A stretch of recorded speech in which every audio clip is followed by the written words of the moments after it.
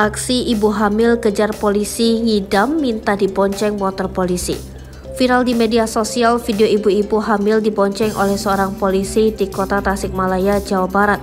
Menurut informasi yang beredar, ibu hamil itu meminta polisi memboncengnya lantaran dirinya tengah ngidam dibonceng polisi.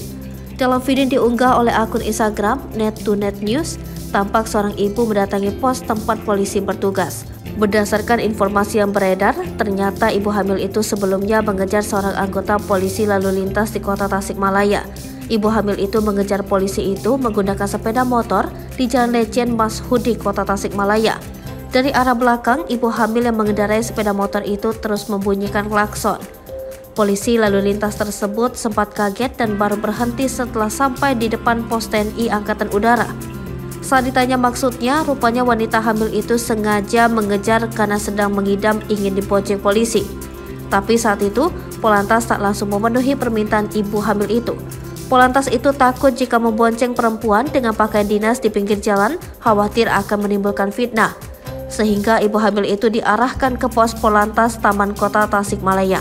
Tampak ibu hamil itu pamit kepada polisi lainnya yang juga tengah bertugas. Meski tertutup masker, tampak raut kebahagiaan terpancar dari ibu hamil tersebut.